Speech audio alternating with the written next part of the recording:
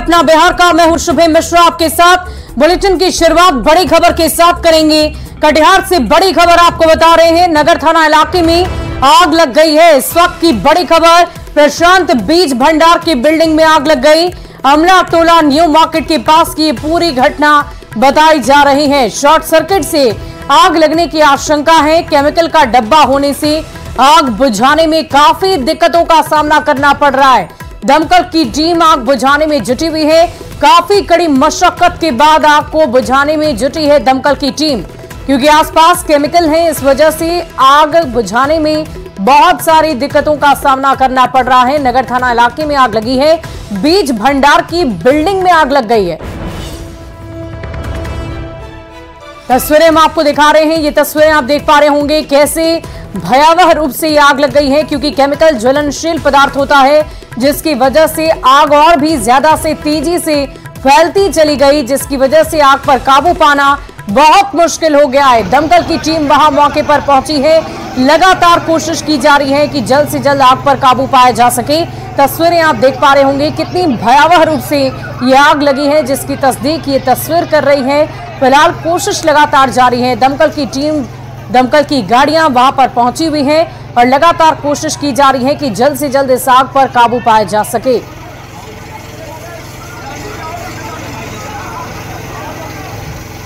Short circuit से आग लगने की आशंका, लेकिन केमिकल वहां पर होने की वजह से यह आग और भी ज्यादा तेजी से फैलती चली गई, बढ़ता चला गया। एक गुब्बार आग का आपको नजर आ रहा होगा।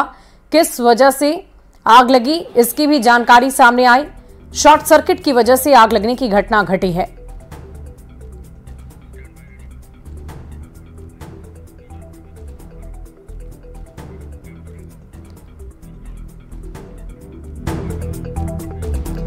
और बिहार दारोगा भर्ती परीक्षा का रिजल्ट जारी हो गया है। 1275 अभ्यर्थी पास हुए। इसमें 450 महिला अभ्यर्थी दारोगा बने। बिहार में पहली बार ट्रांसजेंडर दारोगा बने हैं और 3 ट्रांसजेंडर दारोगा बनाए गए हैं। दारोगा के पद पर चयनित ट्रांसजेंडर मधु अपने साहस के बल पर बिहार पुलिस की सदस्य बन गई है। अपनी सफलता से और कामयाबी से खुश मधु बतौर दारोगा ट्रांसजेंडर के लिए बहुत सारा काम करना चाहती है। ये है भागलपुर की मधु। मधु ट्रांसजेंडर हैं।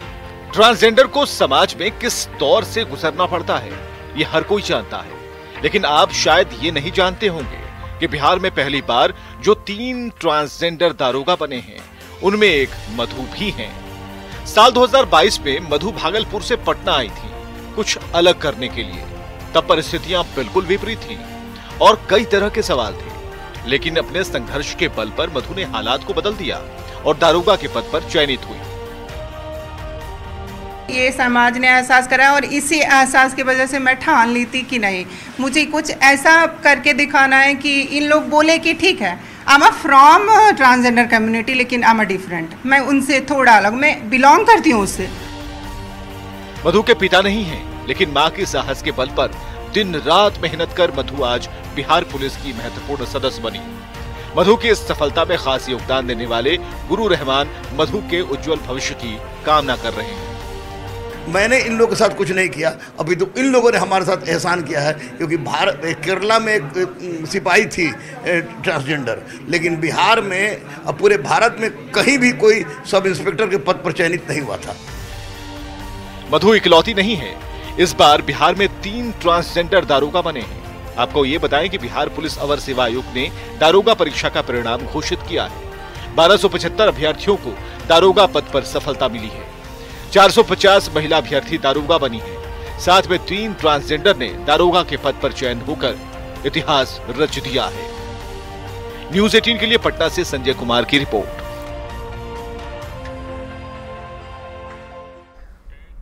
और रुपाली विधानसभा उपचुनाव की कल सुबह 7 बजे से वोटिंग शुरू हो जाएगी। वोटिंग को लेकर तैयारियां मुकम्मल कर ली गई है। रुपाली की सीट जेडीयू और आरजेडी दोनों के लिए नाक का सवाल बन गई है। दोनों ही गठबंधन के नेताओं ने प्रचार में अपनी पूरी ताकत झोंक दी है और अब जनता का आशीर्वाद किसको मिलता है, इस पर सबकी निगाहें टिके हुए हैं।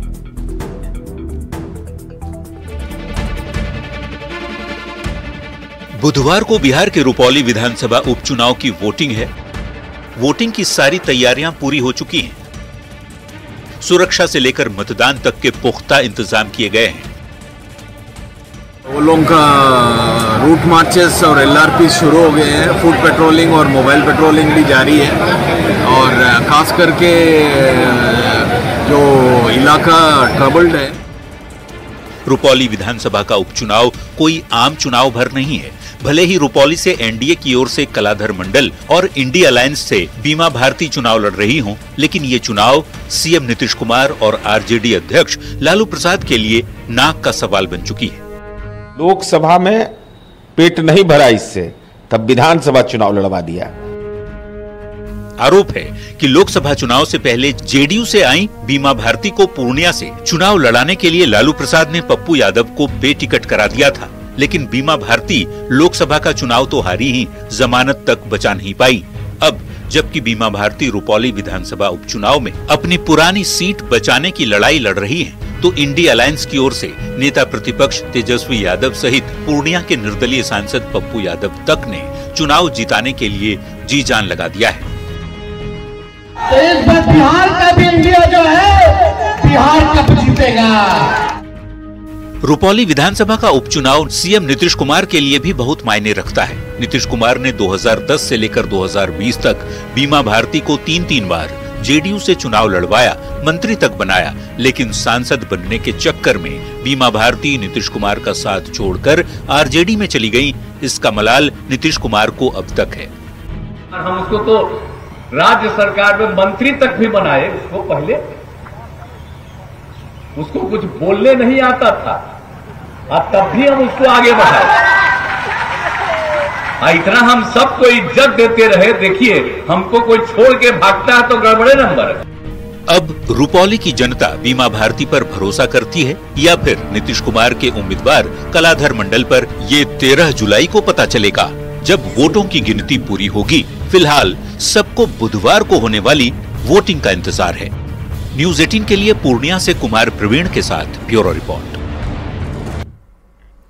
और शिक्षा विभाग के एसीएस की सख्ती के बाद राजधानी के कन्या मध्य विद्यालय राजभवन में उपस्थिति पर खास असर देखने को मिला है। छात्राएं भी अब से समय से स्कूल पहुंचने लगी।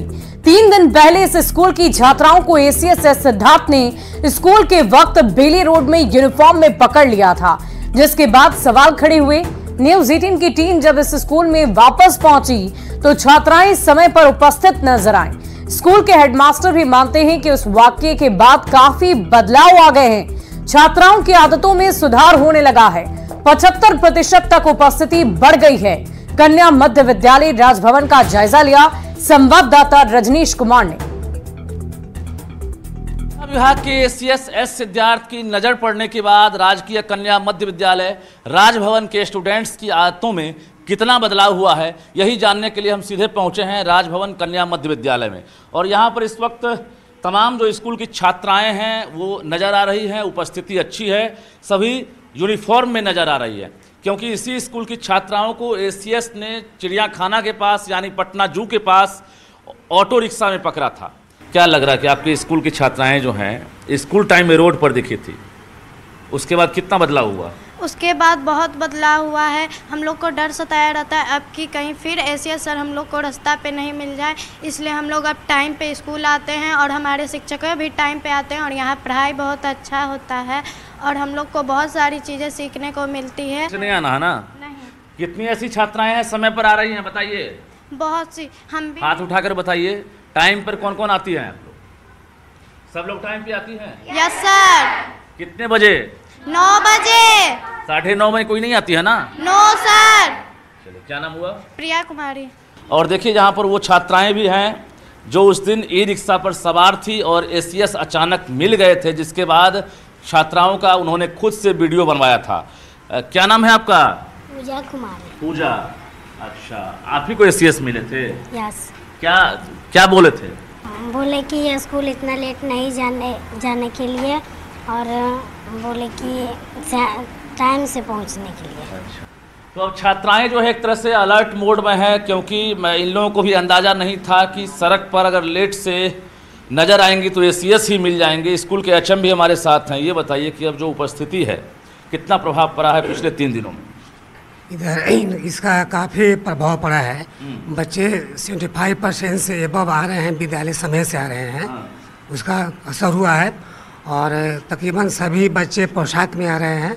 पहले भी आया करते थे, लेकिन अब कुछ सुधार ज़्यादा हुआ है। सुधार ज़्यादा हुआ, आप मानते हैं? जी।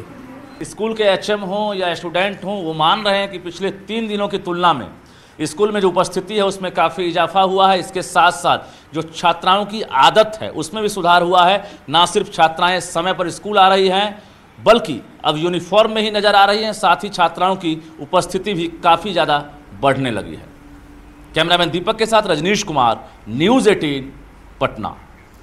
बढ़ते हैं अगली खबर की ओर। अगली खबर मुजफ्फरपुर से, जहां बोलेरो सवार अपराधियों ने दवा से भरे पिकअप वैन को लूट लिया है। पिकअप चालक की अपराधियों ने जमकर पिटाई की और चालक के बेहोश होने के बाद अपराधी उसे सड़क किनारे फेंक कर फरार हो गए। घटना मुजफ्फरपुर पटना 4 लेन के तुर्की के पास की बताई जा रही है। पुलिस ने इस पूरे मामले में प्राथमिकी दर्ज कर आगे की कार्रवाई शुरू कर दी है। लोड कर करके पिकअप गाड़ी ला रहा था। गोपालगंज का मालिक था, ड्राइवर भी थे। रास्ते में तुर्की थाना क्षेत्र में कुछ अपराध कर्मियों द्वारा उसे रोक करके बोलेरो से ओवरटेक करके रोक करके पिकअप गाड़ी लूटने के बाद प्रकाश पाई है। पुलिस इस संबंध में केस दर्ज कर ली है और इस संबंध में कार्रवाई कर रही है। देख रहे हैं तो बोलेरो से आए और हमको हाथ दिए, रोक दिए। रोकने के बाद हम गाड़ी रोक के तुरंत हमको गाड़ी से खींच करके अपने गाड़ी में रख लिए। बोले दारू ढोता है, दारू का बिजनेस करता है। उठा के वो अपने गाड़ी में रखा और उसके बाद से लगा हमको मारने। बोला गाड़ी में बता जीपीएस कहाँ है। वहाँ बोला था थाना में लेके जाना है, थाना में लेके गया नहीं। हम बोलेरो में कौन बैठा हुआ था? बोलेरो में कौन बैठा हुआ था? बोलेरो में लोग गुंडा बदमाश थे, 7-8 आदमी थे उसमें। बढ़ते हैं अगली खबर की ओर। अगली खबर सहरसा से, जहां ज्वेलरी शॉप में लूट के आरोपी कुख्यात विकास झा को पुलिस ने गिरफ्तार कर लिया है। विकास झा को पुलिस ने उसके 4 गुर्गों के साथ गिरफ्तार किया। विकास झा को सदर थाना क्षेत्र के पूरब बाजार में होटल से गिरफ्तार किया गया। विकास झा का गैंग ज्वेलरी शॉप में लूट की साजिश रच रहा था। विकास पर बिहार समेत कई राज्यों में ज्वेलरी शॉप लूटने के आरोप हैं। अपराधियों के पास से 2 पिस्टल, 1 देसी कट्टा, 14 कारतूस, 1 बाइक, 1 थार गाड़ी और मोबाइल भी जब्त किए गए। ये सोना लुटेरा गिरोह का सरगना, जिसका नाम विकास झा है, समस्तीपुर जिला का यह रहने वाला है। और उसका मोस्ट वांटेड एवं इनामी 2 लाख का इनामी अपराधी मनीष कुमार मनिया एवं उनके अन्य कई सहयोगियों के साथ मिलकर सहरसा में किसी बड़ी ज्वेलरी शॉप को लूटने वाला है। एवं ये टीम ने संयुक्त कार्रवाई करके एसटीएफ एवं डीआईयू के साथ गोविंद सिंह को पहले तनिष्क शोरूम के पास से पकड़ा एवं उसकी निशानदेही पे हम लोगों ने विकास झा, मनीष कुमार एवं उनका एक अन्य जो विकास झा का एक भाई आशुतोष झा, उनको 2 देसी पिस्टल, 1 देसी कट्टा एवं 14 राउंड जिंदा कारतूस के साथ हम लोगों ने उनको पकड़ा। और बिहार में गरीब परिवार के बच्चों को अच्छी कमाई और सुविधाओं का लालच देकर देश के दूसरे राज्यों में मजदूरी कराने की घटनाएं अक्सर सामने आती रहती है। और ऐसा ही एक मामला मुजफ्फरपुर से सामने आया। यहाँ रेल पुलिस ने मानव तस्करी में शामिल समस्तीपुर के एक युवक को गिरफ्तार कर लिया है। रेल पुलिस को उसके चंगुल से 7 बच्चों को आजाद करवाया। सभी बच्चे उदयपुर सिटी जाने वाली साप्ताहिक ट्रेन में सवार थे। रेलवे पुलिस सभी बच्चों से पूछताछ के बाद बच्चे के परिजनों को सौंपने की तैयारियों में जुटी हुई है। सभी बच्चे खगड़िया जिले के रहने वाले हैं। उन्हें गुरुग्राम ले जाया जा रहा था। आरपीएफ के द्वारा कि एक व्यक्ति के द्वारा 7 नाबालिग बच्चों को कहीं मजदूरी कराने के लिए लेके जाया जा रहा है। आरपीएफ के द्वारा इस व्यक्ति को और उन बच्चों को सुपुर्द किया गया, जिसके आलोक में मुजफ्फरपुर थाना में कांड दर्ज किया गया। जी, इनको खगड़िया से लाया जा रहा था और मोटिव लेबर बताया जा रहा है। कहाँ ले जाना? जी, गुड़गांव। बेगूसराय के भगवानपुर ब्लॉक के लखनपुर गांव में समाज सेवी कमलनाथ घोष की पहली पुण्यतिथि पर श्रद्धांजलि सभा का आयोजन किया गया। इस मौके पर कमलनाथ घोष के भाई बिमल घोष ने कमलनाथ घोष फाउंडेशन का भी अनावरण किया है।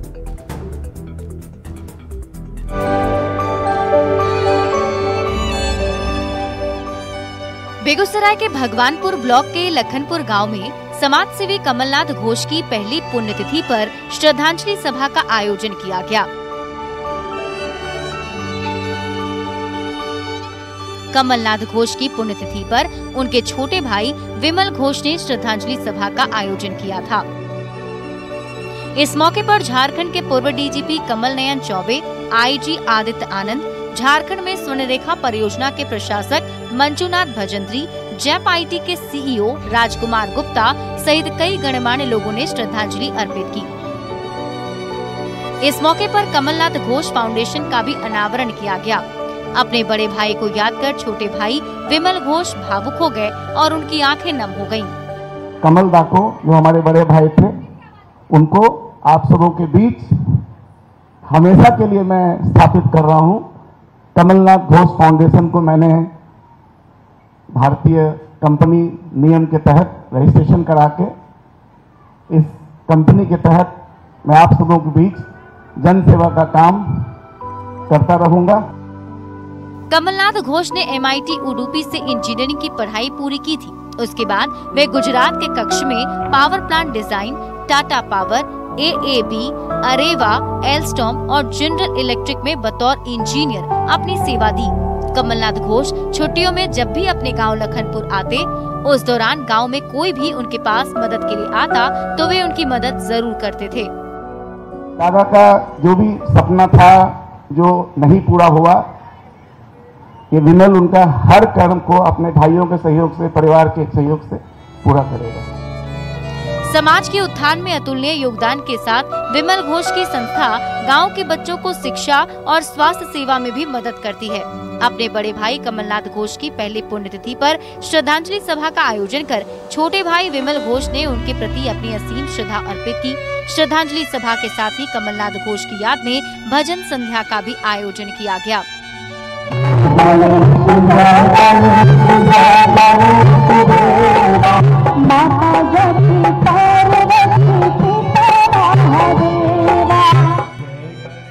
न्यूज़ 18 के लिए बेगूसराय से संवाददाता अनिरुद्ध की रिपोर्ट। और फिलहाल इस बुलेटिन में अभी के लिए बस इतना ही। आप बने रहे न्यूज़ 18 बिहार झारखंड के साथ।